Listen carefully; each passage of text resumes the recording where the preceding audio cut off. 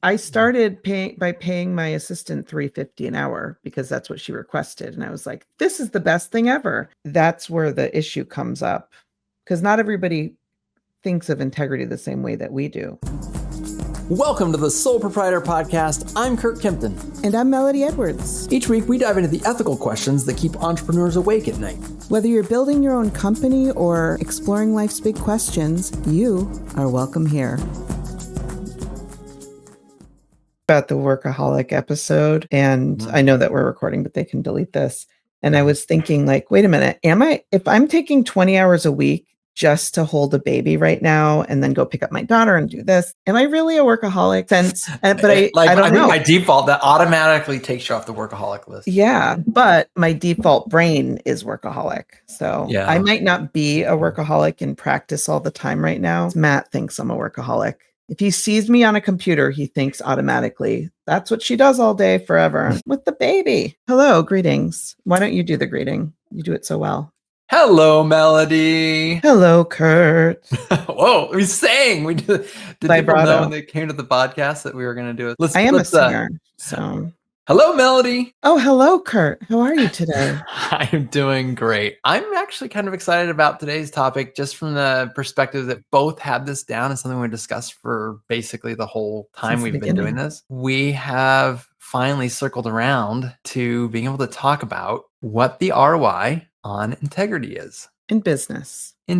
Yeah. Small business particularly. Probably every podcast has that disclaimer that we do because we have small business experience. But I do think it's important because integrity on Wall Street is like, you better get your shareholders their earnings, which doesn't have a ton of integrity in it. But we talked about this in one of our previous episodes about how maybe we would do a topic about, is there any integrity? Is there any reward for integrity on Wall Street? I'm not prepared to have that topic discussion today. But as far as like an entrepreneur who starts a business, there's a lot of pressure to perform for your family. You're doing multiple roles. There's a lot of opportunity to cut corners and do things to maximize profits and a lot of things that no one else will ever see just because it's a small business. So I'm really excited about this to kind of beat it up with. We're nerds. Integrity nerds. We should probably start by just sort of defining what we mean when we say integrity. Integrity can mean a couple things. Like, does your business have any integrity? Could be just like, does it provide value and will it last through the ages kind of thing? Strong. But obviously that's probably not exactly what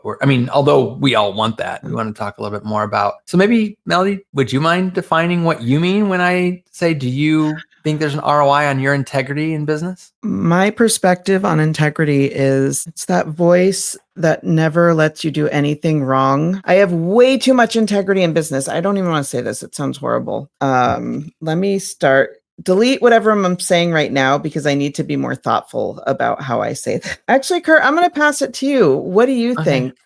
For you, what is integrity in business? Well, first of all, I have to say that integrity means different things at every different level. So not strikingly different things, but there's like a leadership level. There's things that we can be really transparent about as leaders that would be inappropriate to be transparent about outside of leadership, right? Where I would say transparency is part of integrity. Transparency doesn't belong everywhere. Now, honesty can also be a tough one at the leadership level versus standard level. And then there's the culture level, right? We have a culture of being honest. And I think that that's important. There's also a way of, when you're coaching someone through something, how to share it in a way that's maybe a bit softer. And some might say that are binary or black and white, that you're not being as honest by maybe working on things.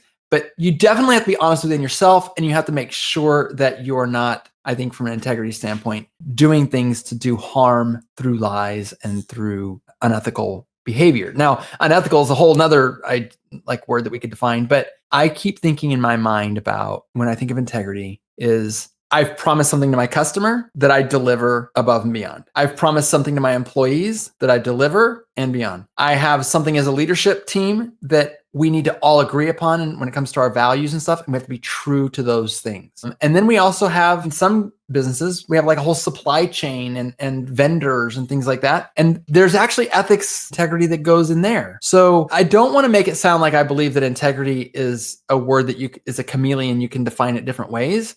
But I do think that integrity can mean different things at different parts of the business. I really liked your definition. Basic. I promise something to my clients, I'm going to give them what I said, very minimum. If I promise something to my employees or to my family, like my integrity is everything to me. When I think of that, I'll tell a story of when I had my old business and I had to repossess it. One of the things that happened when I repossessed it was the guy I took the equipment from, which by the way was legal. He claimed to the cops that I had stolen things from him from the office, but it was a civil matter. Everybody calm down. It worked out. But because my integrity was so important to me and has always been important to me, the thought of any customer or client or anybody thinking that I had done anything outside of the right thing to do killed me. And one or two of my clients did believe this person, and it really impacted my view actually of how I viewed clients after that, because I really had trusted the relationship that I'd built with these people over sometimes a decade. I'd see them twice a year or something, but like they knew me, they knew Melody. Melody has integrity. And then because of somebody telling a story in a different way, they trusted him. And that's happened to me a couple times where people they have their own version of a story, and that's okay. But if it impacts my integrity or how people perceive, and maybe this sounds like I only care about how people perceive me. That's not what it is. I always try to do what's right as I perceive right to be. So moral, I don't want to hurt people. I want to do the best that I can for people. And if somebody doesn't think that about me, I can't change their view, but it feels really awful. Yeah, it does. I will say that I share this with you, and that comes out sometimes in the form of people pleasing and in the form of really reputation management. But the truth of it is that when you desire to do good and people interpret something that you did as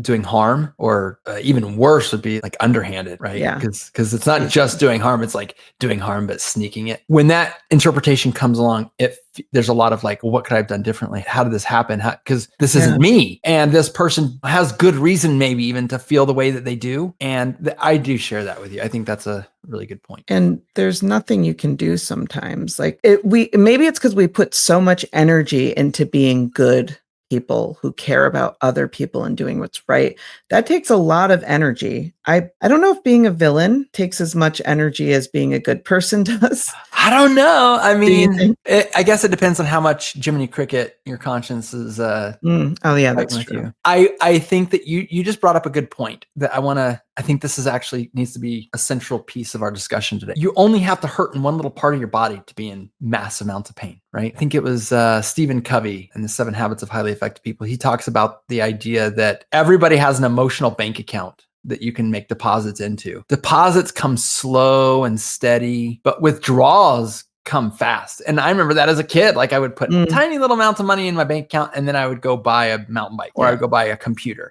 and it would be like, dang, it took me forever to get that balance up there, and I just smashed it. And I think our integrity is very similar, right? And there's another piece to what you were talking about in that repossession, and you didn't get to this point. I want to make sure I understand. When you said that you started thinking less of your customers that were easily, maybe they were swayed. I didn't think less of my customers. Okay. I rethought my relationship to clients, because I had always put that relationship ahead of everything. I would go above and beyond for people, even if it meant missing my daughter's something at school because they needed that. They had this emergency. They were having a party or something. I just did a lot. And I felt like when I was giving of myself, even though they were paying me, I was still making them the priority. And it was people pleasing, of course, but I also felt like, but now they trust me. They know that I'm trustworthy. Even as I'm saying all of this stuff, there's this divide in my head of this is just 100% people pleasing. Integrity is people pleasing now in my head. That's dangerous. That's a really dangerous correlation to make. Well, I know, but I'm like, I guess it doesn't take much to lose your integrity in others' eyes, especially if you do something that is wrong and maybe you've always done. I mean, this happens to politicians all the time where they do one thing and then like their reputation is. Yeah. I mean, a building could take 40 years to build and a fire could have it gone in less than an hour, right? Like, I mean, a wrecking ball can undo a decade of work in just one swing. So I think that integrity does fit into that category. I wanted to share a story similar. I wasn't involved in any way. It was a dear friend of mine. And then I made the mistake of inserting myself when I shouldn't have. But the point is that I had a friend who had a bunch of great kids. And in fact, one of their kids even worked for me at one point. And I just thought the world of this family. They're just such a good model family. And I still feel that way about the parents and basically all the kids, but I didn't realize that one of the kids had been molesting all of the other kids and doing horrible mental stuff to them to make them not tell. Now, this kid was born with the ability to manipulate beyond, like when I went to the courtroom and heard as this stuff came out and heard what he did to contain amongst his brothers and sisters what he was doing. I mean, seriously, diabolical. And I'm talking about a 15-year-old boy at this point, or 12-year-old boy. They couldn't write in their journals. If they did in their journal, he would punish them. He would threaten them. He would come get them in the middle of the night and torture them. And so what happened is he had gotten his brothers and sisters like really like unspeakable act, such a heavy topic. But anyway, the thing is in the court, it came out that these kids had sort of been able to repress in their minds and sort of close off and disassociate with all the things that he had done. And it came back to one of the girls, and she went back to her journal and she was able to read, like she saw the torn out pages that her brother had torn out. She had seen, she couldn't, so she would leave clues for herself. There was a color coding, and she remembered it, and she read it, and she's like, oh, that color code, I'm supposed to remember what that means. And then she shared it with her sister, and her sister's like, no, oh my God. And I've never understood the human brain to do this before until I really got to this family. But these girls all reminded each other of what they had been through, and they got up the courage to tell their parents what had happened. Now, this is many years after the fact, many years. Later on, I inserted myself to try and see if I could find out more if the boy would actually admit to what he had done. And it's a whole nother story we can get into another day. But the point is that he had actually built, as a villain, he had built this whole infrastructure network of horrible things that were also wired in this hiding thing. Well, when the parents found out years that he was married and he had babies of his own. Now, as the grandparents, this is a really tough spot. You love your grandkids, you love your kids, and you love the kids that were abused. And this other one, maybe he's not doing it anymore, and maybe everyone's safe, but maybe they're not. I don't know. So they felt they had to speak out. So they call the young man in. They say, "Hey, we've heard about what happened," and he just went crazy on. No way. Melody, it was a fast conversation that basically the hinges of this family's relationships all swung on. And he went to all the extended family. This married young man, went to all the extended family immediately. That was the mistake. The parents wanted to sort of keep it to the family and try and figure things out and see what they're going to do. Well, he left that home. He stormed out and he called everybody and said, just so you know, my parents have made up this lie about me and my siblings have made up this lie. I don't know why they're going after me. And what did he do? What's crazy is that by him doing that first, he was able to turn his grandparents against their own parents and the other grandchildren. And basically, this family has now become completely isolated.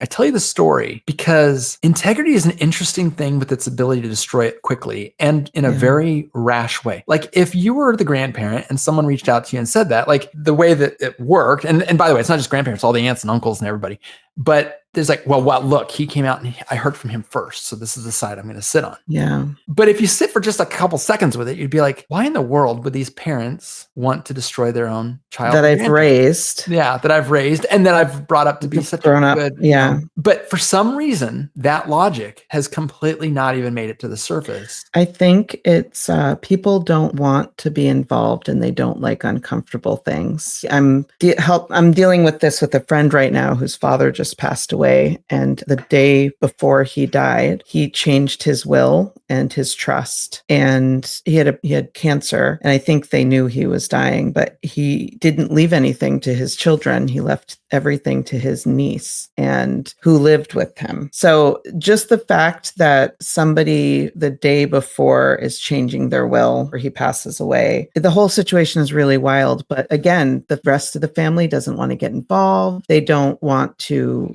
Family is hard always. Yeah. And most people don't want to have issues with their family. They don't want to talk about hard things. And integrity, like I think, I don't know about you, in my family, I am the person who will talk about hard things. And I don't like being that person. And it is integrity for me. It's like I can't ignore something that's wrong or something that needs, like I just can't. I can't let something like that go. And there's a lot of people in my family who don't like to talk about hard things. Like that's not what they want to do. And I see it in a lot of other families too. There's usually like one child who is the truth teller. And it's not a comfortable role to be in. And I wish my gut, I think of it as integrity. I don't know if that's what it actually is, because when we started this conversation, I was like, yeah, I want to talk about that. And now it's gone way deeper in my, like, I'm thinking, what really is integrity now? Yeah.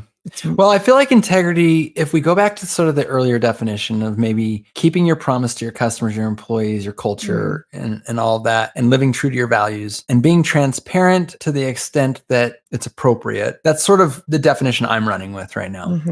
But I think that the fragility of integrity is so important in this discussion because one customer review or one indiscretion with an employee or I had an employee after I sold my company. It was like just a few days after I sold my company. I had an employee go into someone's house and steal a diamond ring off a bathroom counter. Oh, was it the same employee as the one that stole the heirloom jewelry from my customers? Well, maybe they're related.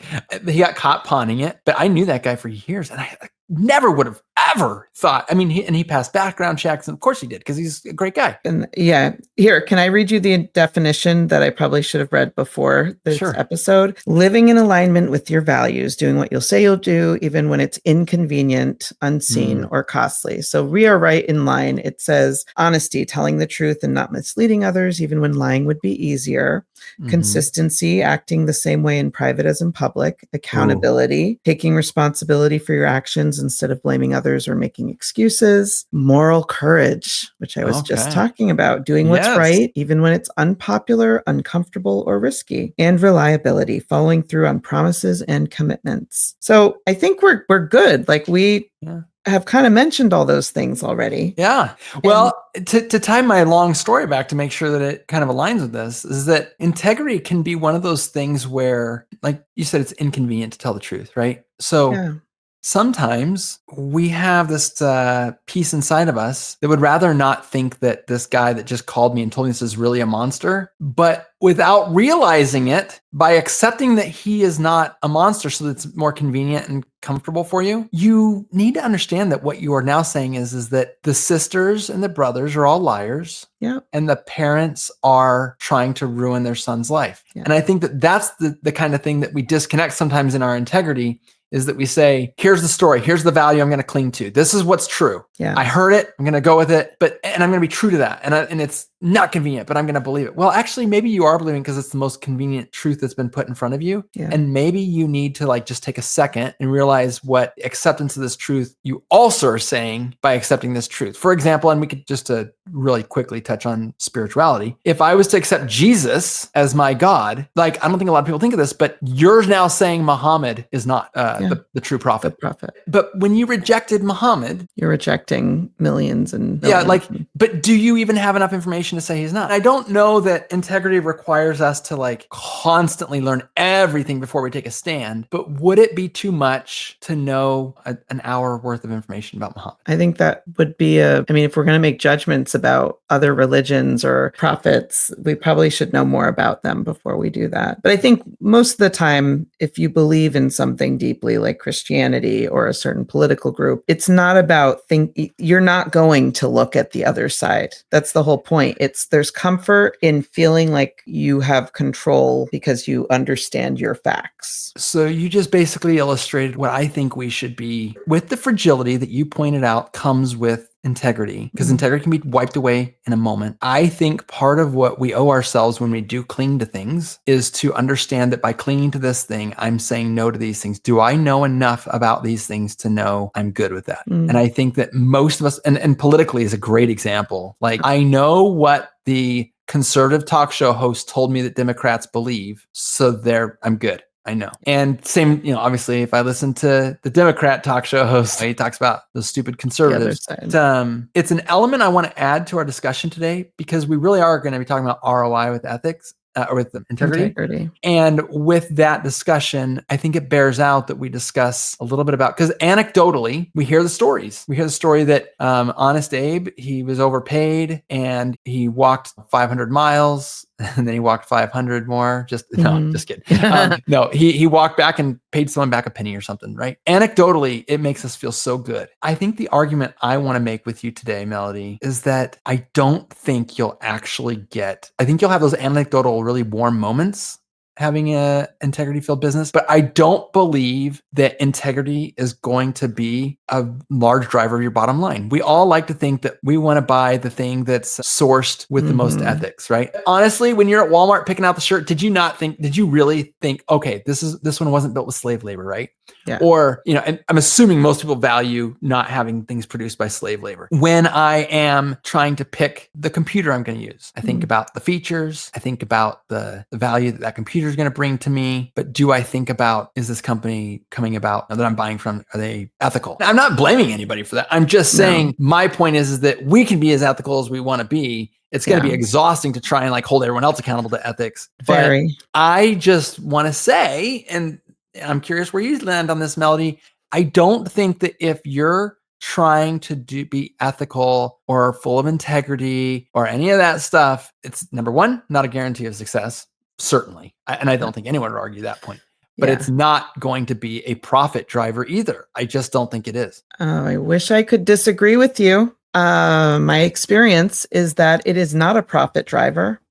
And people don't, I've really stood on my transparency, my authenticity, my vulnerability as I've been building my company, because I really felt that if people were like me, they would see that and feel that transparency from me, and they would build the trust needed to work with our company. I don't feel like that has been an effective way of getting people to work with us, because I think I can get a VA cheaper here, or exactly. You can get a VA cheaper anywhere. And I don't think people care about how much somebody's paid. They say they do, but they don't. Not in the way that we talk about it. When I first started Home Service VA, part of the big goal and vision was, we're going to pay living wages and give really good benefits. We can make real change in people's lives. And even though it's because we've all had employees where in America, it's so hard to bring somebody to a place of change, especially when you're just working in home service or the trades, and it's seasonal work, even on top of that.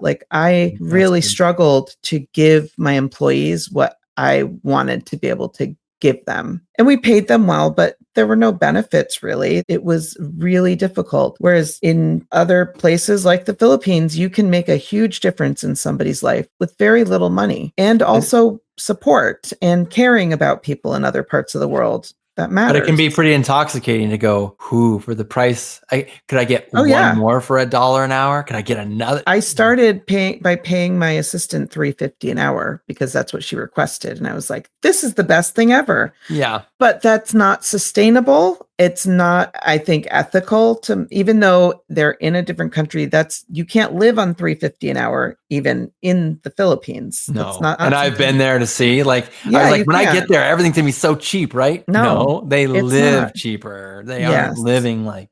Well, I lived in Morocco when I was younger, and on average, we could see $5 a day of after working 10 hours. It's still like that in Mexico. It's still like that in depending on what your jobs are, but all over the world, there are people who are just struggling to survive. And we think, $3.50 or $4 or $5, like it is cheap to us. It's like a cup of coffee, but I want more. Like I'm not somebody who just wants money. That's the whole problem. If I just wanted the money and not you wouldn't have to think it over so much. I think about it all the time. Yeah. So we're in agreement, it sounds like, is that it's not going to be a profit driver. So why do we do it? And I think that we could probably categorize it in several different categories. Throw out a couple categories that are jumping to my mind. And I'm curious, like if you have anything to add or if you can subtract from mine. But I think that there's sort of a spiritual / eternal reasoning. And I think that there is a law of the harvest, meaning if you harvest good, honest, fair, whatever, what you harvest, like if you sow it one way, you're going to harvest it another way, which will also lead to who you're surrounded by. Do we believe that though? I'm not sure if I believe that anymore. That is the story I was told, but push against that then. I have always been told that.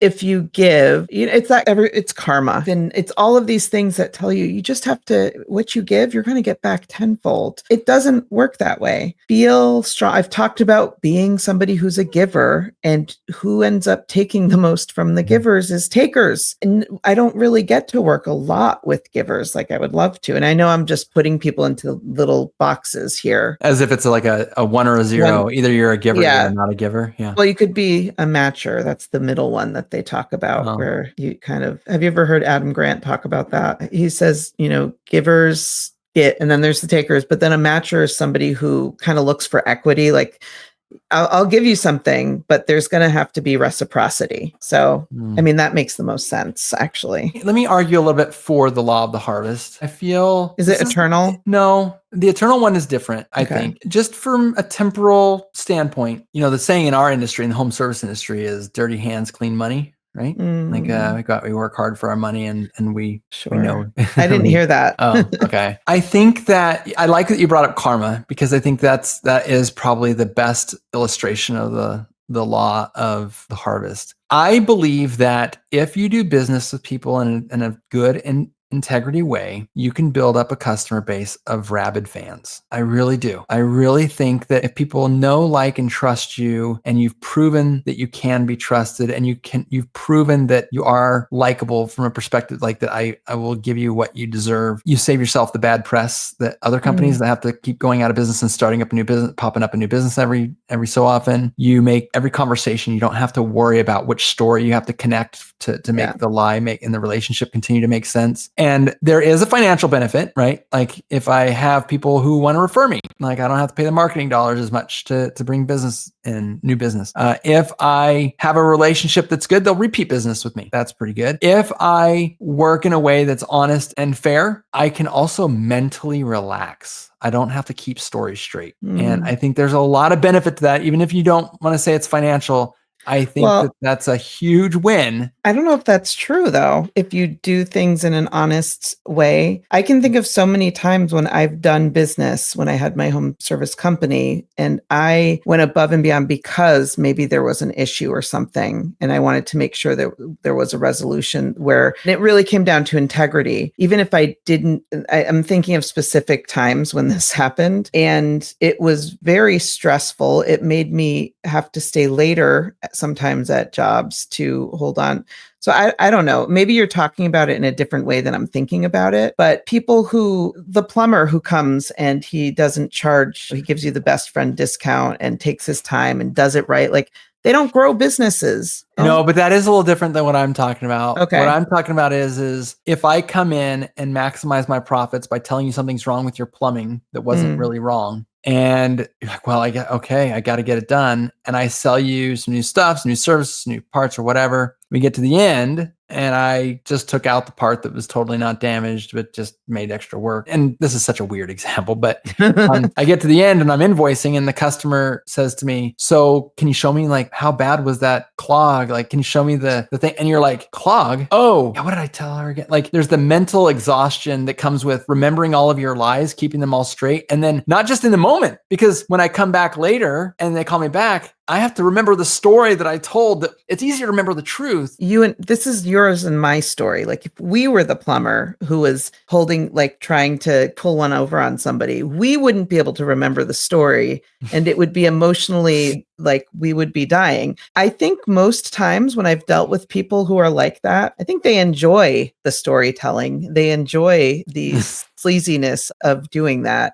And I don't think they give it as much thought as we would. I mean, I Okay. wish they did. I don't know. I would love you to debate me on that. Yeah, I think I would hold steady on that and say that I do think that there is someone who's living a double life. In the scripture, in the Bible, it says a double-minded man is unstable in all his ways, meaning I got to be this way for this person, this way for another person, or I got to weave this story to appease this person and weave another story to appease another person. So I guess what I'm going to say here is that I agree that there's going to be your pathological liar who, for whatever reason, that's like where they get their kicks, right? But I just have to believe that we as humans, and I know that of the three things I brought up, we're just talking about the one that doesn't necessarily have a financial, it's more of a reputational thing. Yeah. But keeping my reputation bright when I only have to remember the truth, just whether I can give you the data to prove it or not, I'm thinking I'm not going to I haven't talked to enough psychologists about this, but I just think that certainly in my mind, and I know you've already said that that's the case for you and me, but I think that in most people's minds, if all I have to remember is the truth, it just takes a huge mental toll off of them.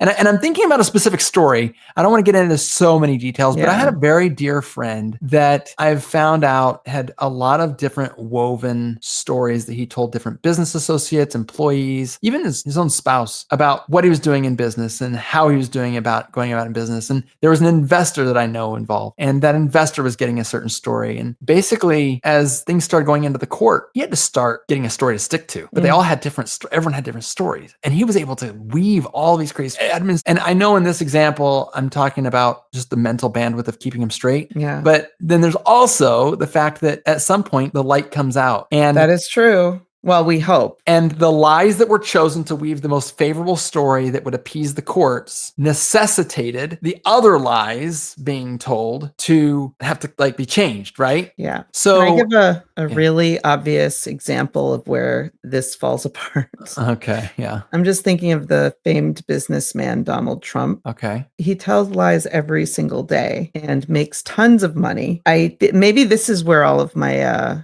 is he is he just like an anomaly? I don't feel like he's an anomaly. Well, there's a certain number of people right now who are screaming their heads off that everything Donald Trump says is true. Yeah. And they would fully disagree with you. I think that's an important point. Oh, you mean they're screaming at the podcast right now? Yeah, they're screaming at you right now for all what you just one said. person. Yes. Yeah. Sure, I guess. But I also think it's very easy. Like maybe he has told the truth. I mean, he did say that he's not getting to heaven the other day. So he did tell the truth. Well, Melody, we can't judge. Well, I'm not judging. I mean, I am not judging. I'm just stating what he said and based on. Well, I'll say that you definitely, this is resonating with me, is that I have seen a lot of people, Donald Trump or otherwise, I have seen a lot of people. It's not just Donald Trump. It's not just your person. Yeah. I think we've both experienced it. People who climb to the top that you're like, yes, it's not fair. Yeah, basically. Yeah. And I think that's where I talk about the law of the harvest also being surrounded by like the people that you want. So in Donald Trump's case, if you're willing to tell him everything he wants to hear and do everything he says and everything else, like you're in good graces. But we learned really quickly when he became president that if someone strays at all as they get new information, and if they're willing to call it out, Donald Trump's relationships are very disposable. Yeah. I mean, you were the greatest thing ever. You're the best thing that's ever happened. And then all of a sudden, oh, he's a total crook. He's got a new nickname and I'll smear you. And,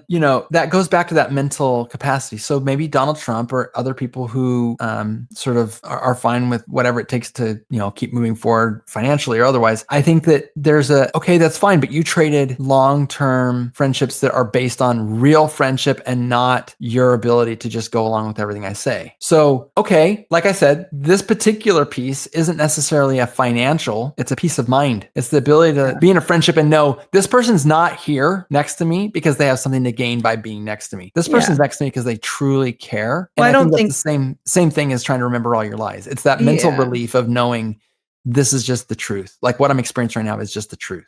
I think people don't nobody's really friends with Donald Trump. Those are all strategic relationships that it seems like in politics, I feel like there's probably a lot of strategic relationships in general. And that's the same in business. Like there are so many strategic relationships that, and I don't love that part of business, but the whole point of it is. Yeah. Taking shortcuts often is the same as reducing expenses, right? Yeah. And so telling a lie might get you more customers. It's not necessarily an expense thing, but it's like it's the other side of the coin. You deliver what you're going to say, and also you took shortcuts in different ways, whether it's through lying or just misleading, maybe not being transparent. That can lead you to more profits. And so I think we're both back to where we do agree that having integrity probably isn't going to be a big financial pump into your business. So can I bend the conversation a different way then? Sure. So this is the Soul Proprietor podcast. And I know a lot of people who listen to this may be firm in their faith, but there's probably a good number of people who are still like in that, I don't know even what I believe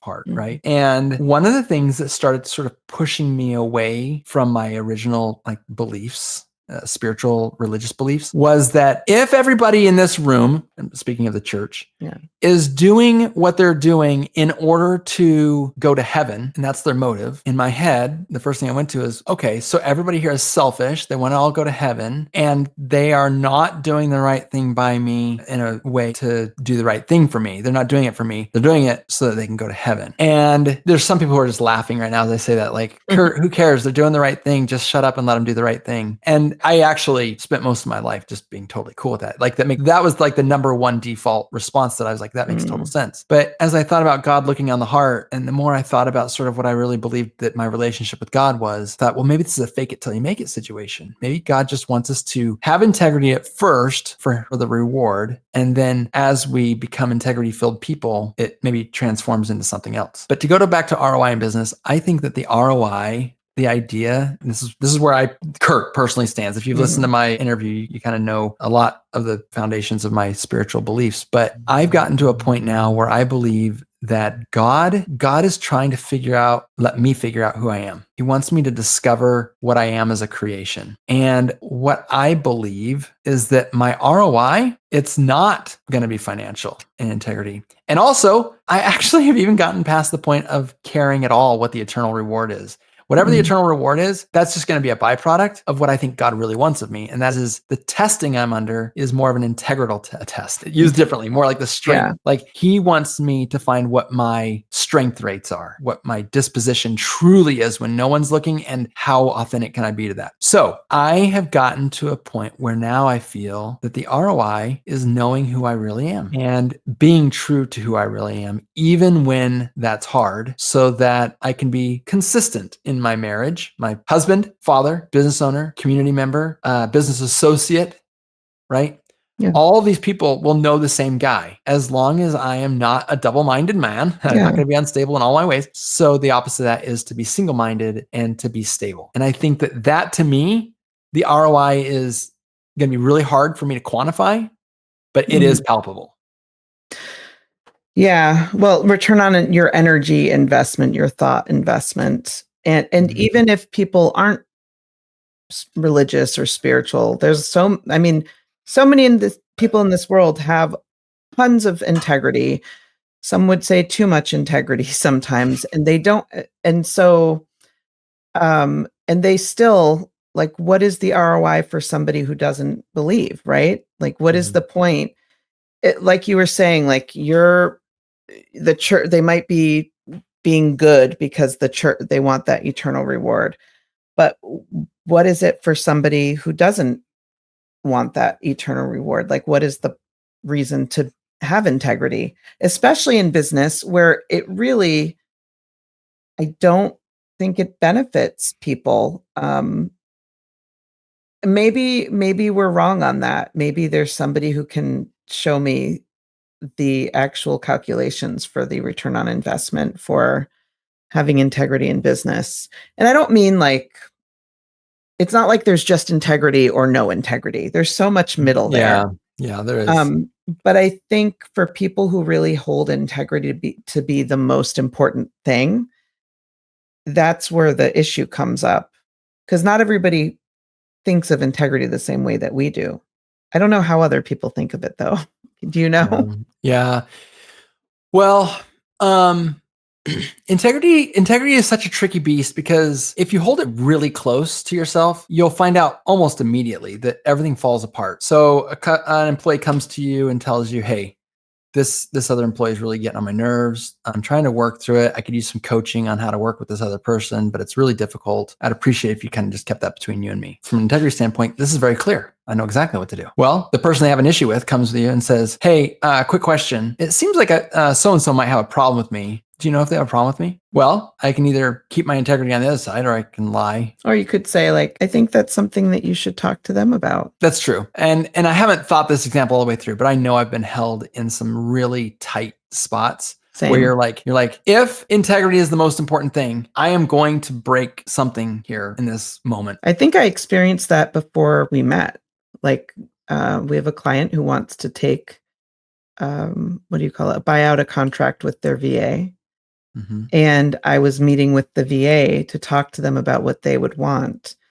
It is not in my best interest to have him leave the agency. I should not be encouraging him to leave. My integrity, though, tells me, and also my team, my integrity tells me that he is not my possession. He is not the client's. He is a human being who has the ability to make a decision. And it's put me in a weird position where I had to kind of, even though it goes against my best interest, I had to tell him that he had options and that when whatever he decides, we're going to support him. And that's because of integrity. If I hadn't felt that, or the time that I found out I had COVID when I was flying from Arizona to Massachusetts, I had a layover in Chicago and I needed to take a test because I was going to visit a friend for a couple of hours and found out that I had it. I could have hopped back on the plane, and I thought about it, and this was like 2022 maybe, but I didn't. I rented a car and I drove from Chicago to Massachusetts. It took so long. I was so sick. And the reason I really did it is because I preach integrity all the time to my team. And they, in the Philippines,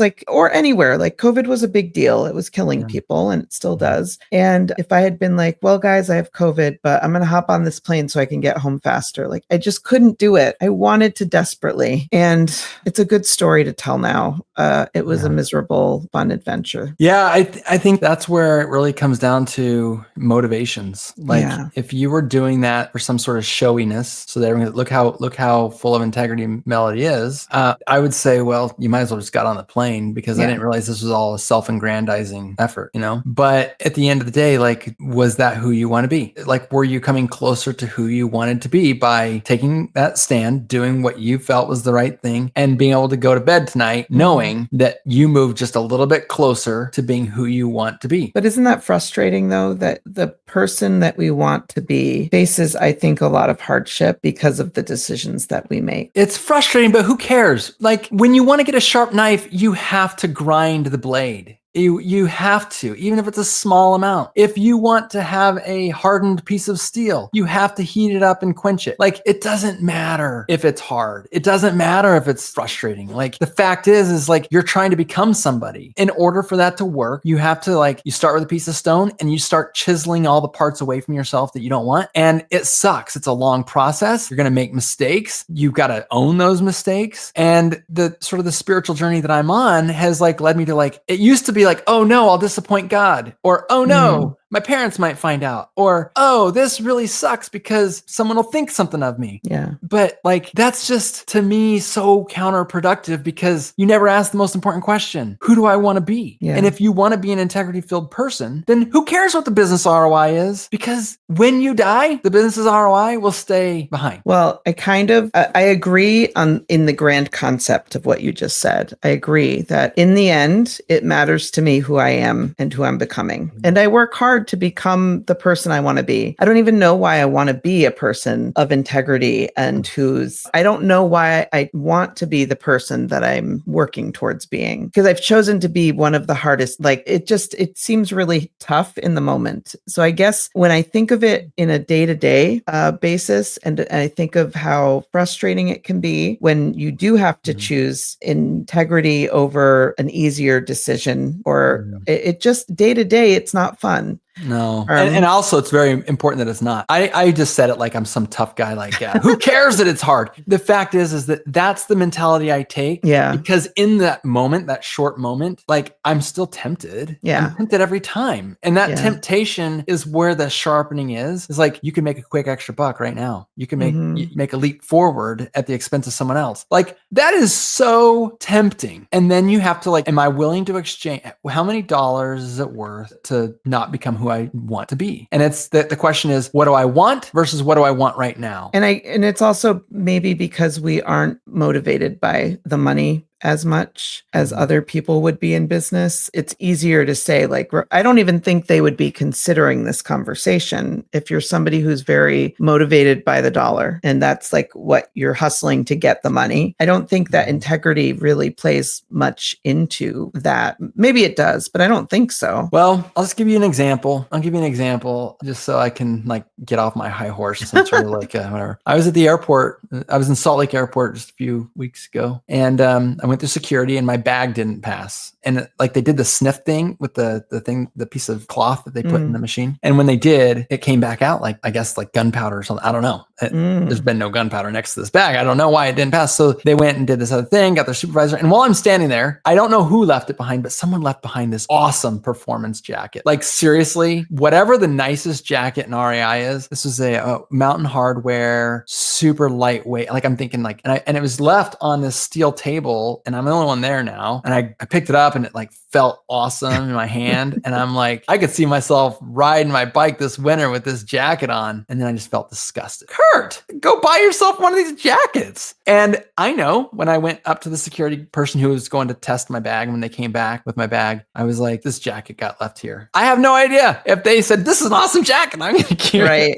Or if they put it in a lost and found. I don't know, but I feel good about what I did. The point is that I had a serious like few seconds there where I was like, I just inherited a jacket. And I know that whoever left it there probably was there within the last half hour and they're probably going to retrace their steps because they got time waiting for their plane and they're probably going to go try to find it, you know? Because it was that good. Because it was that good. It was that good. Well, I know what Rachel can get you for Christmas now. Oh yeah. That jacket. That was a really good, and I even like the color. It was like this like off-white, like just really cool with just like navy blue highlight, just a few navy accents. Really nice. I know that because I had this moment where I envisioned like this would look good on me. Well, I do want to say it's not like we are talking high and mighty for sure. I don't always live in integrity. I can't think exactly of the times when I don't, but I know I don't with where I want to be. And I guess it does come down to the fact that I want to be a better person all the time. I want to be a person who does the quote unquote right thing and who people can rely on, who they can trust, and that I am, who I appear to be. That's important to me. And so I don't want to, I do definitely made it sound like I am all integrity, practically a saint. It's not that, but I think it's a frustrating topic for me because I really resent the fact that I have this thing inside of me that I didn't ask for. I choose to be this way now, but it's always kind of been a part of who I am. And I kind of wish it wasn't. I know that's wrong it's not. You've said that before. I know. I wish you wouldn't feel that way. Well, and maybe, I know we're getting close to the end of the time. So let me just say, and I'm not saying it's the last word. I'm just saying with my whole philosophy, look, when I was a kid, I thought that if you don't believe in God, there is nothing restraining you from being anything you want to be. I was actually even, I think, told that in church. If I don't believe in God, who knows where I'd be? Right. Like I'd probably be addicted to drugs and having sex with hookers every 5 seconds. Like, and you'd be a murderer too, right? Yeah. And knowing where you're at right now in your spiritual journey, I'm just going to go ahead and sort of like exaggerate where you're at, but you're not sure if God exists. Yeah. Right. So why the heck do you have any integrity? And that's the thought here, is that I feel that people at their core, whatever they believe or whatever they don't believe, there's a reason that every company has a company value without fail that could some way be, if they have company values at all, that is somehow going to go back to integrity. Now it might explicitly be, most of them will explicitly say my company value is integrity. But even if it's not, we have a company value that we only do deals that are good for both sides of the table. You know what that means? We have integrity, right? Yeah. Like actually one one of our other ones is that we're transparent. I'm covering all my integrity bases here. So the fact is that integrity is like the most popular virtue, value, obsession, you could say, when people think what they actually value. And I think that when you say you wish you didn't have it, I'm going to go back to what I said earlier about sort of where I've arrived as of now. I may depart again somewhere, but right now where I've arrived is that we're trying to become the best version of who we are. And I think that's what God wants of us. God or not, who cares what the motivation is? Yeah. The point is that that's something I can get behind, is that I want to be the sharpest version of who. I don't want to blow it. I've got one mortal life. Whether you believe I have a post-mortal life or not, fine. Like, we'll just agree to disagree on that, and I don't care. But when you die, you will have worn your life out into the most cozy version of who you are. Do not arrive where you don't want to be. And that's my message here, is that when you say, I wish it wasn't that way, Melody, I wouldn't be your friend. If I thought that you were a shady, crazy, you wouldn't have attracted me. And I don't have many friends, right? I know, you're very friendless. Yeah. And everybody wants to be your friend though. So let's not pretend that. So I guess all I'm saying is that, like, maybe that's something over the time of this podcast I can convince you of, is that you can be grateful that this is how you're wired. And some people might say it's your spirit that God put into you. Yeah. Some people might say it's just whatever neural pathways you're born with. Some people might say it's an experience that transformed you as a child. And at the end of the day, the most important thing is that you are intentionally going wherever your spirit, your neural pathways, or that experience that transformed you as a kid. You have to, it's your destiny. It's your birthright to become who you're going to be. And I'm grateful as far as friendships go. I'm grateful that I'm friends with someone like you. Oh, thank you. I don't mind all the integrity. I just wish there was a little less, maybe like a smidge less. I'll keep working on you. But I can accept that. I mean, it is who I am. And I think there's just moments in my life where I just like with anything, there are moments in my life where it feels harder than other times. And maybe that's what I'm experiencing right now today, but it's okay. I'm going to be fine. Everything's fine. Oh no, that's usually the first sign. I've been married long enough to know that. Listen, my next quarterly midlife crisis is not due till the last week of December, because that's my birth week and it's right after Christmas and it's the new year. That's a midlife crisis. Like, that's definitely, so I just plan it out. It's just a part of that week. So, and for the listeners that don't know, Melody has not quarterly life crises. Like, don't mishear this. Yeah. She has every year 4 midlife crises. Yeah, but they're mini ones, like baby ones. And it's so that she can keep from having the big one. Yeah. Well, yes. I mean, I would rather have like 4 little baby ones than one huge one every year. I know that everybody else is thinking, oh, but you only have one midlife crisis. No, you'd be wrong. I believe that I have the ability to have many midlife crises. It's one of my skills. Well, thank you for this conversation. It didn't exactly go where I thought it was going to go, because I did think there would be more data involved, like numbers and, It's so hard to measure. Like, I'm a 4 in integrity. I'm a 10. Like, and then there's the company numbers, and then there's the culture numbers, and then there's the employee numbers individually. And then there's, okay, people who are an 8 in integrity have an ROI of 10 to 1. Like, what are you talking about? We wouldn't even know. Yeah. We can't know. But I do want to make sure that those who are listening are thinking to themselves right now, like, if I have integrity, like, am I living to the integrity level that I believe I'm capable of and that I want to be? And am I becoming the person I want to be? Because I think that's the real message here, is that integrity is sort of a tricky beast to, like, sort of corner exactly what it is, because in the moment, integrity can mean standing up for someone. Integrity could mean keeping your mouth shut and letting somebody experience something on their own. Like, it can be different things. And the fact remains that however it comes into your life, being true and intentional to what you want to become, that is, you're going to be tempted every day to be a lesser version of yourself and to be a weaker version of yourself. And if you're doing it for whatever motivation, I still think no matter what, it's worthy of you becoming the best version of yourself.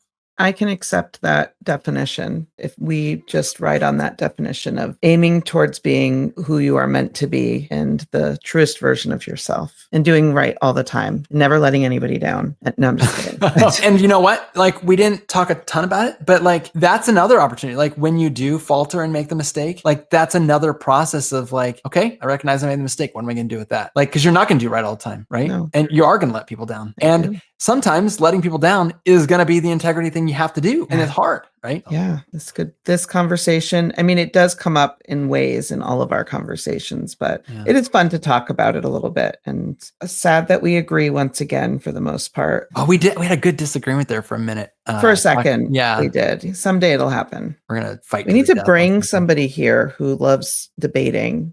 And I've been working on a few people to bring on. So just for the listener to know, we have some people in the wings that we're getting ready to bring in. One of them is already scheduled, and I can't wait to fight with that person about capitalism. Yes. I don't know. Is it going to be a fight? I would look forward to it if it is. I think that this will be a lively one. And then the other one that I'm still working on that I think will be super interesting is sort of the concept of full-blown atheism and the idea of deconversion process and the motivations for still, being a business owner and true to their word and on all the integrity, like we discussed today, through the eyes of a deconverted Christian into atheism. Yeah, that's a heavy topic. So I look forward to that fun conversation. It's always fun, Melody. Yeah. Well, thank you, Curt. Yeah, thank you all for joining us today. It's been a fun one. Thanks everybody for joining us at the Soul Proprietor podcast. It has been an absolute pleasure having these discussions with you. If you wouldn't mind taking just a few minutes to rate and review us wherever it is that you listen to podcasts, it would mean so much to us. We really do read each of these reviews, and it gives us the opportunity to get the word out to more people who could benefit from hearing about topics like this and so many others. If you want to engage with us at our website and maybe share some topics or ideas of other people that you'd like to hear on the podcast, feel free to go to soulproprietorpodcast.com and share with us your thoughts and ideas about what we could do in the future to bring even more light into the world.